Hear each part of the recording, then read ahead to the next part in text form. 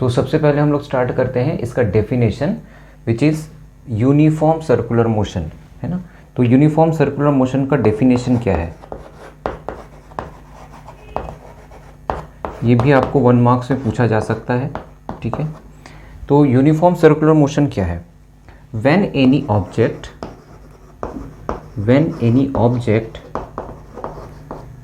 is moving in a circular path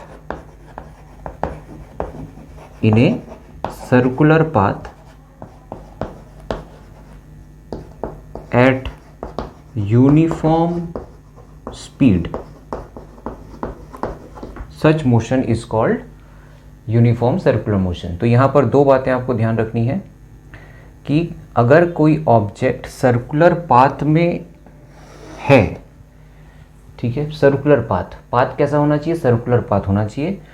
और दूसरा कि अगर उसका स्पीड यूनिफॉर्म है, यूनिफॉर्म का मतलब क्या होता है यहाँ पर, कांस्टेंट, ठीक है। स्पीड यूनिफॉर्म होने की वजह से ही इसको हम क्या बोल रहे हैं, यूनिफॉर्म सर्कुलर मोशन, ठीक है। तो इसके कुछ एग्जांपल्स, ठीक है, कहाँ हमको यूनिफॉर्म सर्कुलर मोशन हम देखने को मिल सकता है, ठीक है। तो पहला एग्जांपल तो है, ठीक है, एनी प्लैनेट मूविंग अराउंड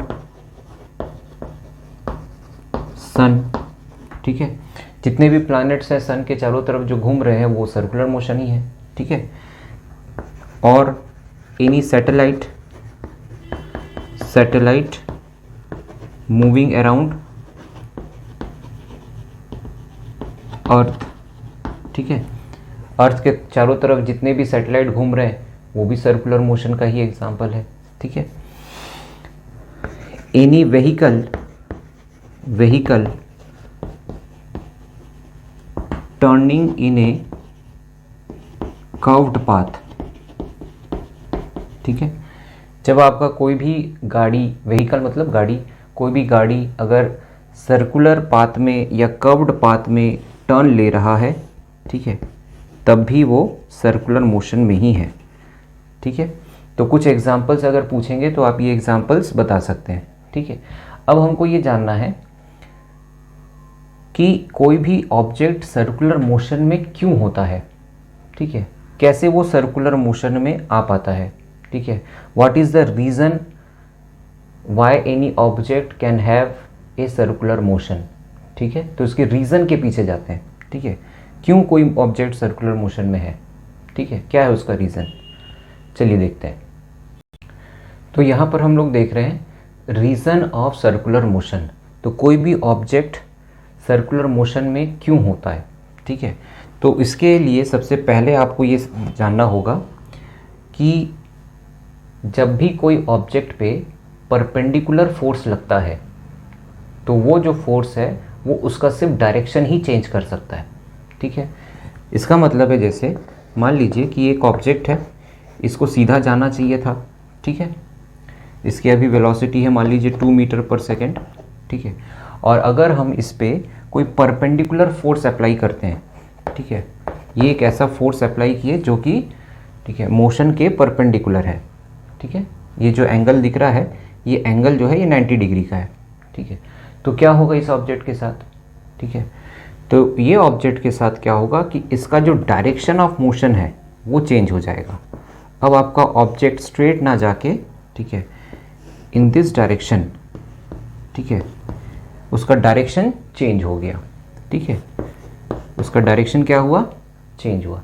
तो आप ये भी नोट कर रहे हैं कि सिर्फ डायरेक्शन ही चेंज हुआ है, उसका स्पीड चेंज नहीं हुआ है, ठीक है, उसका स्पीड जो पहले था अभी भी वही है।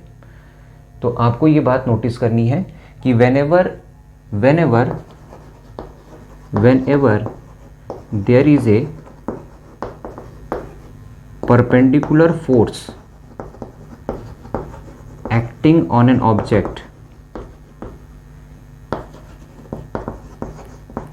it changes its direction only, ठीक है, not the speed। तो उस ऑब्जेक्ट का स्पीड नहीं बदलता, सिर्फ जो डायरेक्शन ऑफ मोशन है वही चेंज करता है, ठीक है। तो परपेंडिकुलर फोर्स का जो काम है वो सिर्फ डायरेक्शन चेंज करना है, जो वेलोसिटी का जो डायरेक्शन है उसी को चेंज कर रहा है, ठीक है, लेकिन उसके स्पीड को कोई चेंज नहीं कर रहा, ठीक है। स्पीड जैसा था पहले अभी भी वही है। तो स्पीड क्या है? Speed is nothing but the magnitude of velocity, ठीक है। तो यहाँ हम कहेंगे कि इसकी वेलोसिटी अलग थी और इसकी वेलोसिटी अलग थी, ठीक है। तो वेलोसिटी चेंज हुआ लेकिन स्पीड चेंज हुआ क्या? नहीं। वेलोसिटी क्यों चेंज हुआ? क्योंकि डायरेक्शन चेंज हुआ, ठीक है। तो हम कहेंगे वेलोसिटी चेंजेस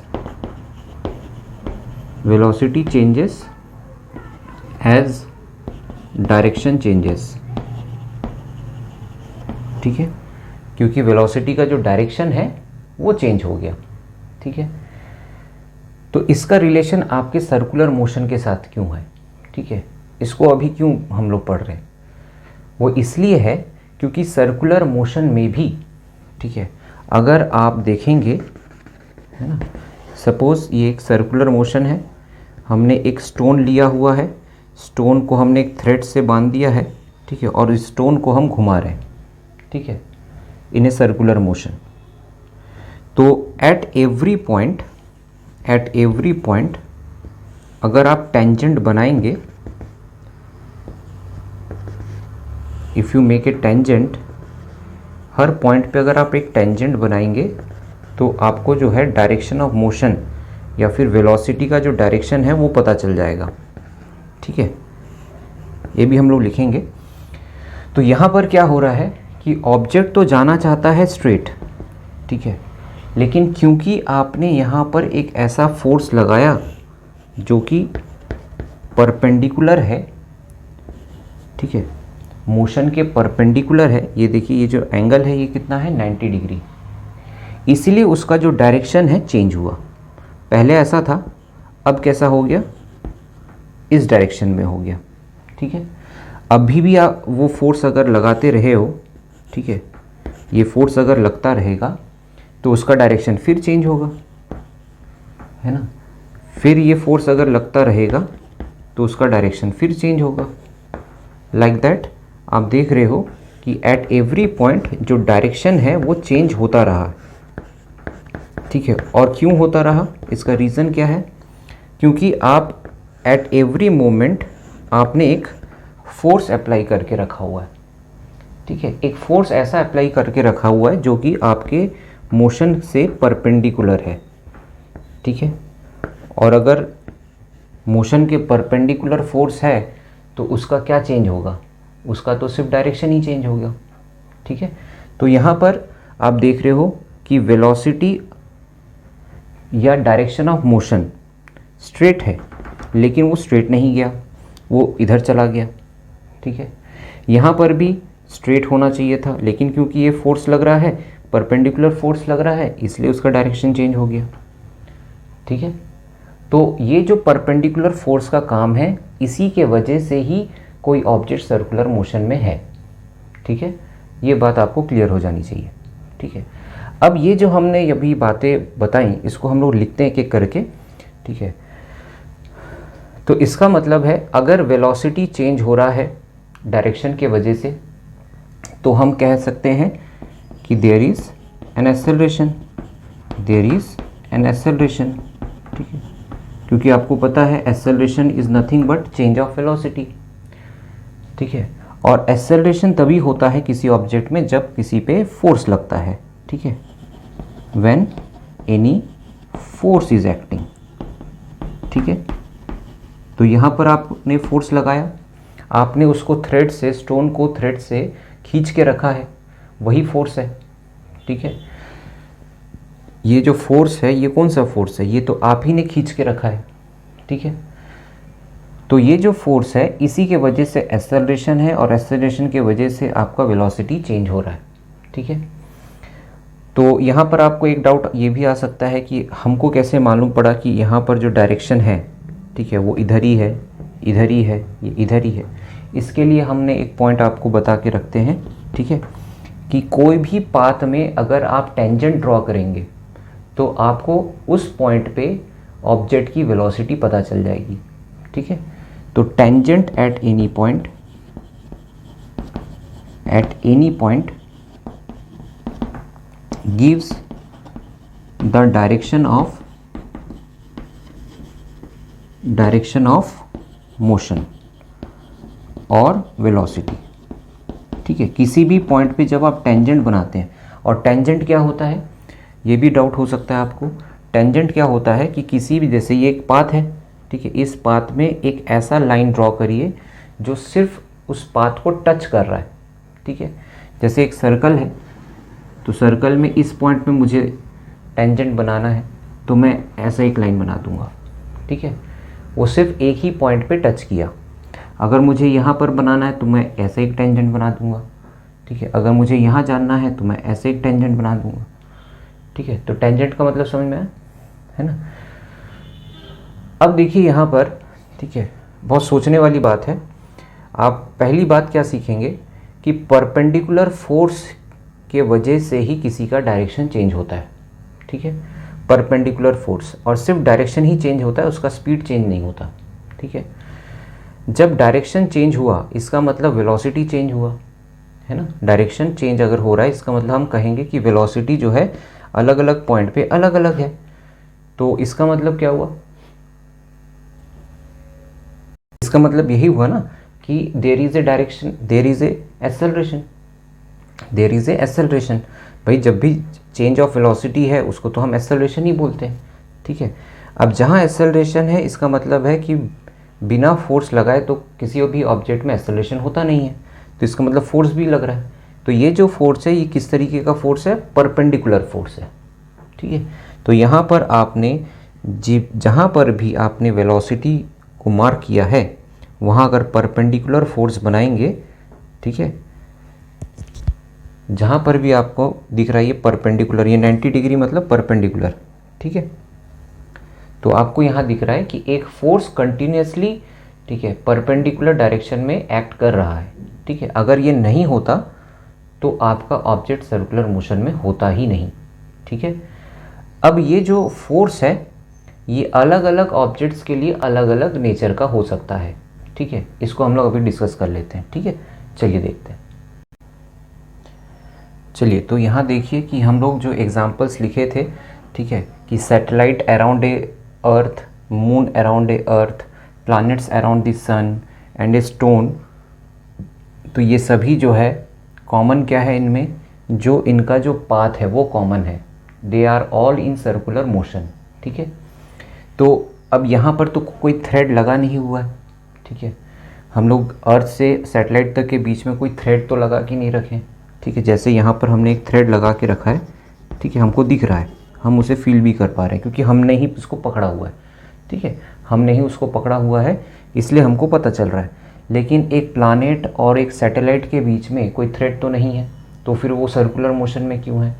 तो ये जो फोर्स एक्ट कर रहा है ना, ये भी उसके परपेंडिकुलर ही है। ठीक है, सैटेलाइट को जाना था सीधा, लेकिन वो सीधा नहीं गया, उसका डायरेक्शन चेंज हुआ। क्यों? क्योंकि एक फोर्स ऐसा लग रहा है जो कि उसके परपेंडिकुलर है। ठीक है, और ये जो फोर्स है ये है अर्थ और सैटेलाइट के बीच का जो ग्रेविटेशनल फोर्स है। ठीक है, इस ग्रेविटेशनल फोर्स के वजह से ही, ठीक है, सैटेलाइट अपना डायरेक्शन चेंज कर पाएगा। ठीक है, सिमिलरली मून भी जो है उसको सीधा चले जाना चाहिए, लेकिन वो नहीं जा रहा। क्योंकि उसका डायरेक्शन चेंज हुआ। क्यों चेंज हुआ? क्योंकि एक फोर्स ऐसा लग रहा है, ठीक है, अर्थ के तरफ, जिसने उसका डायरेक्शन चेंज कर दिया। ठीक है, और ये लगता ही रहेगा जहाँ जहाँ मून रहेगा। ठीक है, ये फोर्स कंटिन्यूसली लगता रहेगा। ठीक है, ये फोर्स टुवर्ड्स द अर्थ लगता ही रहेगा, और जब तक ये फोर्स लगता रहेगा, ठीक है, उसका जो वेलोसिटी का डायरेक्शन है वो कंटिन्यूसली चेंज होता रहेगा। ठीक है, तो ये जो हम लोग फोर्स बोल रहे हैं ये फोर्स है आपका फोर्स ऑफ ग्रेविटेशन। ठीक है, फोर्स ऑफ ग्रेविटेशन। ठीक है, फोर्स ऑफ ग्रेविटेशन। यही वजह से सभी प्लैनेट सन के चारों तरफ भी घूम रहे हैं। ठीक है, क्योंकि प्लैनेट्स अगर इधर जाना चाह रहे हैं, ठीक है, तो उसका डायरेक्शन चेंज कौन कर रहा है? सन का ग्रेविटेशनल फोर्स। ठीक है, यहाँ पर प्लैनेट है, उसको सीधा चले जाना चाहिए था, लेकिन वो नहीं जाएगा क्योंकि उस पर फोर्स ऑफ ग्रेविटेशन एक्ट कर रहा है। ठीक है, सिमिलरली यहाँ पर आया तो उसका डायरेक्शन चेंज हो गया, है ना, क्योंकि फोर्स एक्ट कर रहा है। ठीक है, तो आप इनका नेचर देखिए, ये जो फोर्सेस है, ठीक है, ये जितने भी फोर्सेस हैं, इनका जो नेचर है वो टुवर्ड्स द सेंटर है। ठीक है, जैसे यहाँ पर भी जब हम लोग फर्स्ट केस में एग्जांपल पढ़ रहे थे, तो स्टोन जहाँ भी गया, ठीक है, जो फोर्स है वो तो वेलोसिटी के परपेंडिकुलर तो है, वेलोसिटी के परपेंडिकुलर तो है ना, बहुत ध्यान से समझिए, है ना, वेलोसिटी के परपेंडिकुलर तो है। ये हमने वेलोसिटी बना ली, ठीक है, वेलोसिटी के परपेंडिकुलर है। लेकिन अगर आप एज ए टोटल देखोगे तो आपका ये जो फोर्स लग रहा था ये हमेशा टुवर्ड्स द सेंटर ही लग रहा है, टुवर्ड्स द सेंटर। ठीक है, towards the centre, towards the centre. हम यही बोलेंगे ना कि देखिए सारे जो फोर्सेस हैं टुवर्ड्स द सेंटर ही लग रहे हैं, इसीलिए इस फोर्स को हम लोग एक स्पेशल नाम बोले हैं। ठीक है, सेंट्रीपिटल फोर्स। ठीक है, तो सेंट्रीपिटल फोर्स क्या है? Centripetal force any force which acts towards the center of circular path। ठीक है, सर्कुलर पाथ। ठीक है, अब यहाँ पर सेंट्रीपिटल फोर्स किसके वजह से है? थ्रेड के वजह से है। ठीक है, यहाँ पर सेंट्रीपिटल फोर्स किसके वजह से है? ग्रेविटेशन के वजह से। ठीक है, तो ग्रेविटेशन ही सेंट्रीपिटल फोर्स प्रोवाइड कर रहा है। ठीक है, तो यहाँ पर हम लोग एक एक पॉइंट ऐसा लिख लीजिए, ठीक है, कि tension in A thread, gravitational force in a planet and frictional force in the tire provides centripetal force,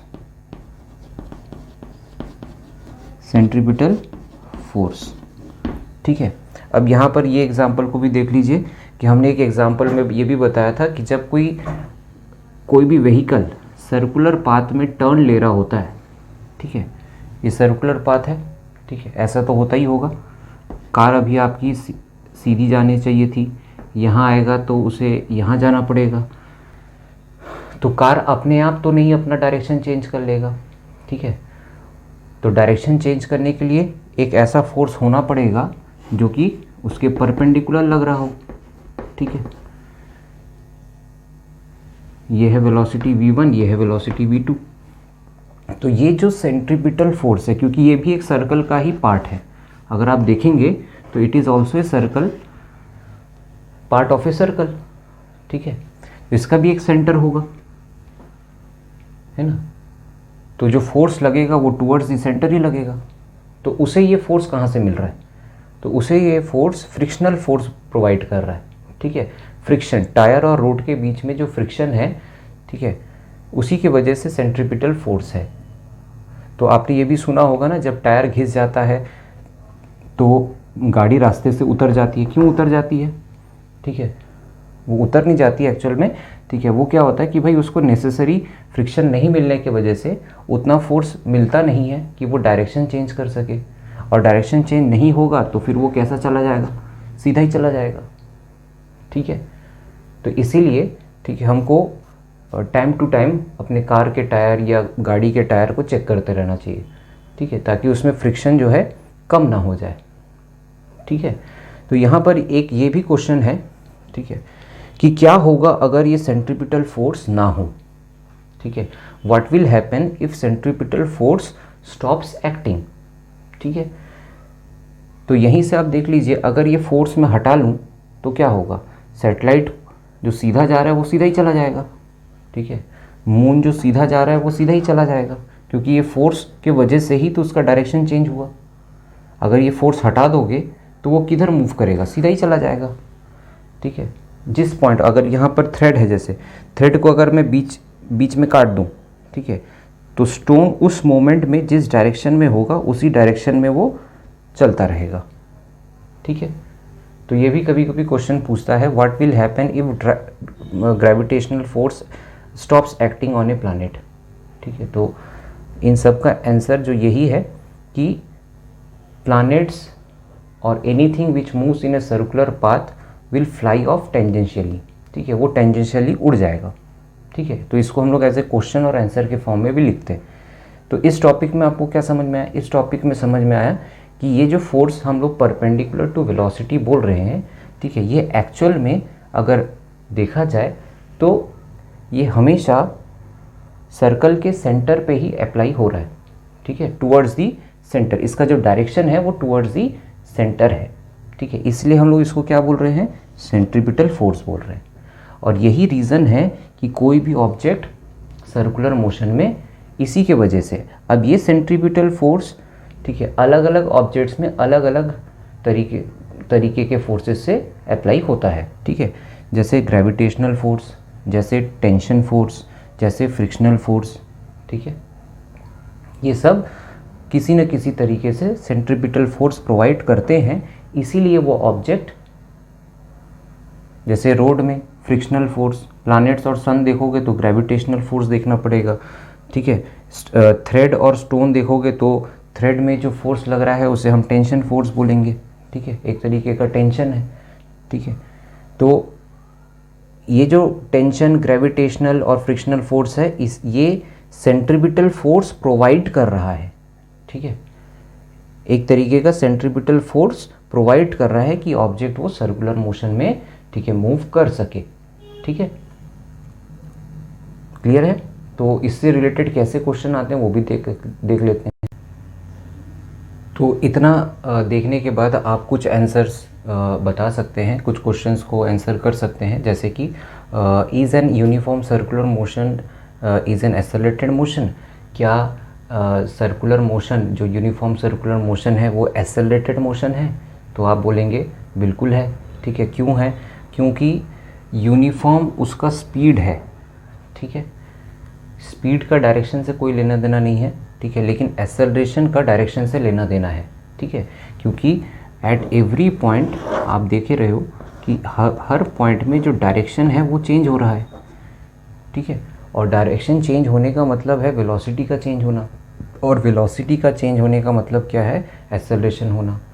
ठीक है, तो ये बहुत फेमस क्वेश्चन है, पूछा जाता है, क्योंकि बच्चों को लगता है कि कांस्टेंट स्पीड है तो कांस्टेंट स्पीड में तो एक्सेलरेशन होगा नहीं। ठीक है, तो ये गलत कॉन्सेप्ट है। ठीक है, स्पीड कांस्टेंट होने का मतलब, वेलोसिटी कांस्टेंट होने का मतलब दोनों अलग अलग है। स्पीड कांस्टेंट हो सकता है, ठीक है, यहाँ पर 2 मीटर पर सेकेंड है तो यहाँ पर भी 2 मीटर पर सेकेंड ही रहेगा।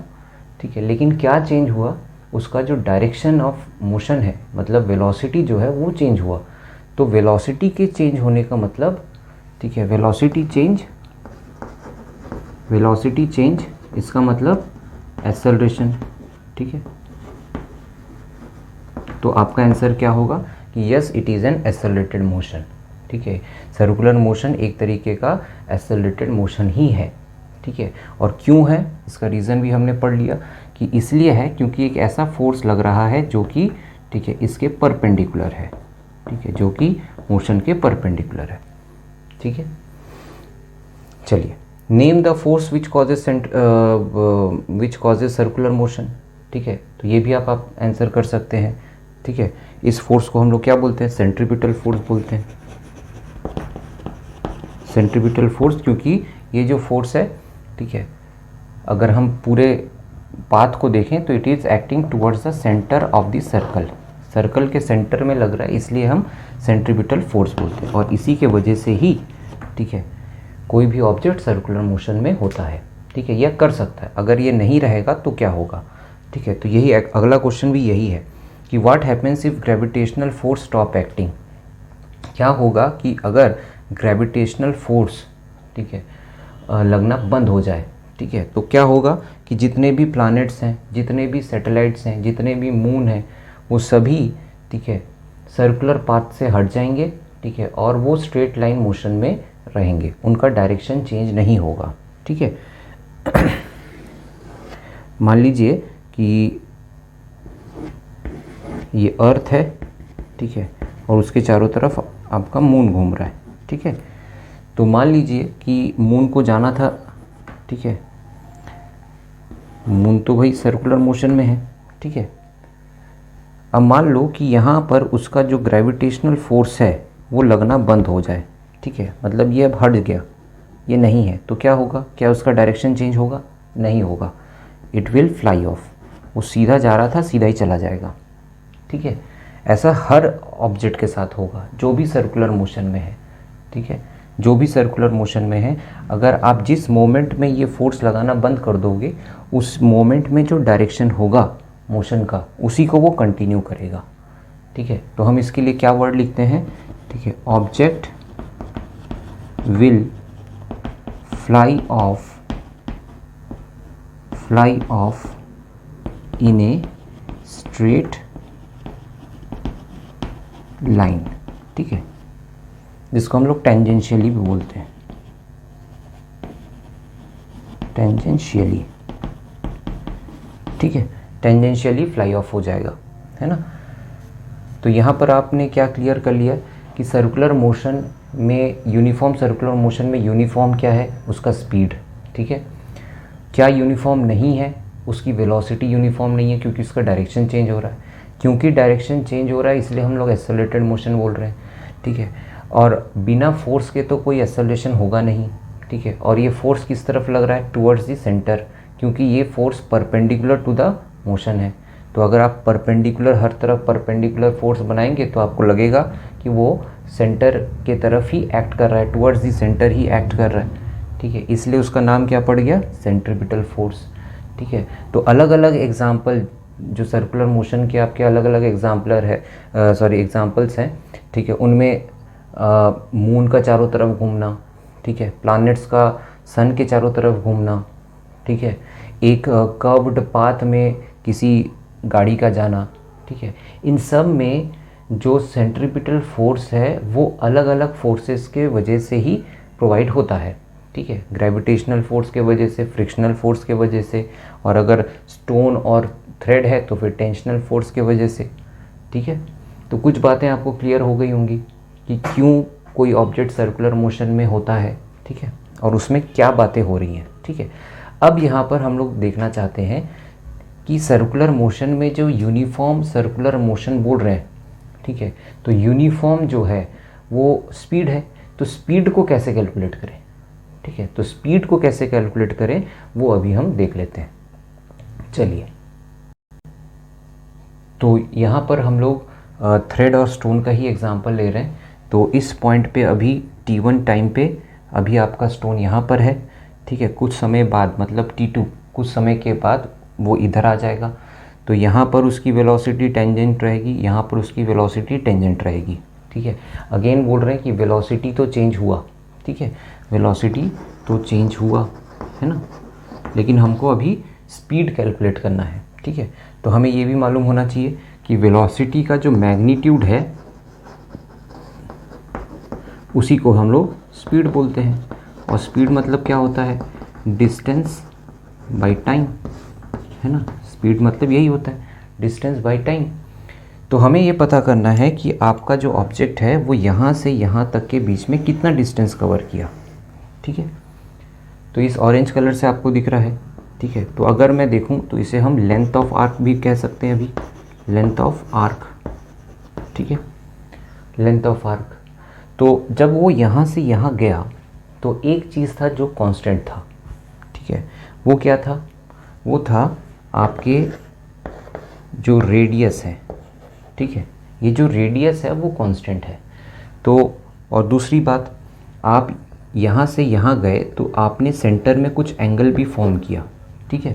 तो this is called angle at the centre, angle formed at the centre, अब ये तीनों के बीच में, किन के बीच में, ठीक है, एंगल के बीच में, लेंथ ऑफ आर्क के बीच में और रेडियस के बीच में एक रिलेशन है, ठीक है। वो रिलेशन क्या है, यही सबसे इम्पोर्टेंट बात है, ठीक है, कि angle formed is equal to length of arc divided by radius, ठीक है। तो अगर मुझे लेंथ ऑफ आर्क निकालना है, क्योंकि मुझे डिस्टेंस फाइंड करना है, ठीक है, मुझे डिस्टेंस फाइंड करना है, इसलिए लेंथ ऑफ आर्क देखूंगा। तो अगर मुझे लेंथ ऑफ आर्क पता करना है तो क्या मैं इसे थीटा इंटू आर लिख सकता हूँ, थीटा इंटू आर, ठीक है। तो अब हमारा जो स्पीड का फॉर्मूला हो गया वो कैसा दिखने में हो गया, ठीक है।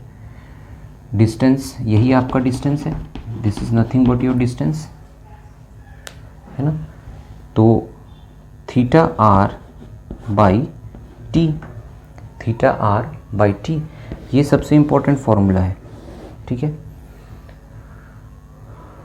अब यहाँ पर देखिए कि जब आप का जो ऑब्जेक्ट है कंप्लीट 1 रेव पूरा कर चुका होगा, 1 रेव, आफ्टर 1 रेवोल्यूशन, ठीक है, आफ्टर 1 रेवोल्यूशन, तो एंगल एट द सेंटर कितना होगा, एंगल एट द सेंटर होगा आपका, ठीक है, 2 पाई आर बाई टी, ठीक है। अब आप बोलेंगे कि सर एंगल आप बोल रहे हो, ठीक है, लेकिन जो एंगल होता है ना, अगर हम डिग्री में मेज़र करें तो 360 डिग्री कहेंगे, ठीक है।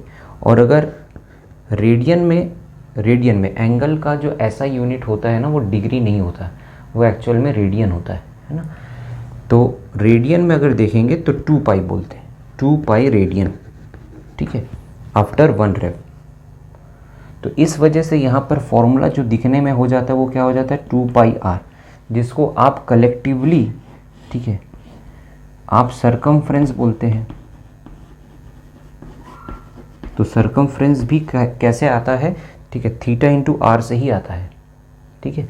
तो सरकमफ्रेंस बाई टी, लेकिन अगर ये एक रेव ना करके, ठीक है, बहुत सारे रेव कर रहा है ना, बहुत सारे रेवोल्यूशंस कर रहा है, ठीक है, 1 2 3, तो जैसे जैसे रेवोल्यूशंस बढ़ते जाएंगे आपको n टाइम्स मल्टीप्लाई करते जाना है, ठीक है, n टाइम्स मल्टीप्लाई करना है ना। तो n यहाँ पर क्या है, नंबर ऑफ रेवोल्यूशंस, ठीक है। तो ये जो फॉर्मूला है, ठीक है, this is your formula to calculate the speed, यही है जो चेंज नहीं हो रहा है, ठीक है, कि जितने टाइम पे वो एक रेव कर रहा है, सेकेंड रेव में भी उतना ही टाइम लग रहा है, थर्ड रेव में भी उतना ही टाइम लग रहा है, इसलिए उसका स्पीड क्या है, कांस्टेंट कहा गया है, ठीक है। इसलिए हम इसे यूनिफॉर्म सर्कुलर मोशन कहते हैं, ठीक है। तो ये फॉर्मूला समझ में आ गया। अब यहाँ पर एक छोटा सा कन्फ्यूजन है, एक डाउट है, आप ही लोगों में से पूछा था किसी ने कि सर्कुलर मोशन और रोटेशनल मोशन में क्या डिफरेंस है ना, सर्कुलर मोशन और रोटेशनल मोशन में क्या डिफरेंस है। देखिए, ये आप किस ऑब्जेक्ट को देख रहे हो इस पे डिपेंड करता है, ठीक है।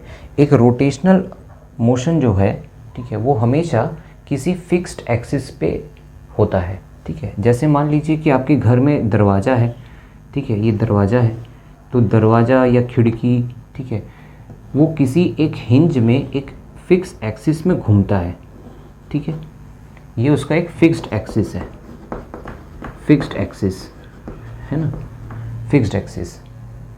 आपने देखा होगा जो ब्लेड है, पंखे का जो ब्लेड है, पंखा, तो पंखा तो सर्कुलर मोशन में नहीं है, ठीक है। सबसे पहले ये आप डाउट क्लियर कर लीजिए, your fan is not in a circular motion, ठीक है।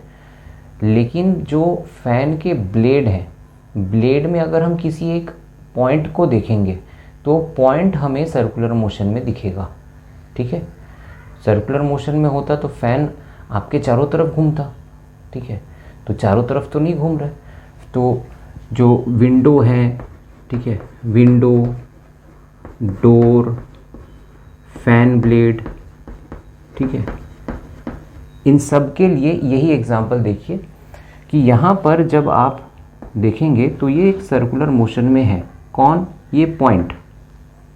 लेकिन ये पूरा ऑब्जेक्ट एक ही जगह पर है, ठीक है, और वो किसी फिक्स्ड एक्सिस के अबाउट घूम रहा है। तो whenever any object is moving around a fixed axis, तभी हम उसे रोटेशनल मोशन कहते हैं, ठीक है। When any object is moving around a fixed axis, fixed axis के अराउंड अगर घूम रहा है तो इसी को हम लोग क्या बोलेंगे? Rotational motion. तो हम ये बोलेंगे कि विंडो, डोर, फैन, ब्लेड ये सब क्या है? रोटेशनल मोशन में है। लेकिन अगर मैं इन ऑब्जेक्ट्स के किसी भी पॉइंट को देखूं, ठीक है, तो इस पॉइंट के मोशन को अगर फॉलो करूं तो ये जो मोशन है, ठीक है, ये सर्कुलर मोशन है, ठीक है। तो any point on the object is in circular motion, ठीक है। वो object itself is not in a circular motion, ठीक है। जो ऑब्जेक्ट है वो सर्कुलर मोशन में नहीं है, उस ऑब्जेक्ट के किसी पॉइंट को अगर हम देखेंगे तभी वो सर्कुलर मोशन दिखेगा, ठीक है। तो क्लियर हो गया? तो any point on object is a circular motion, ठीक है।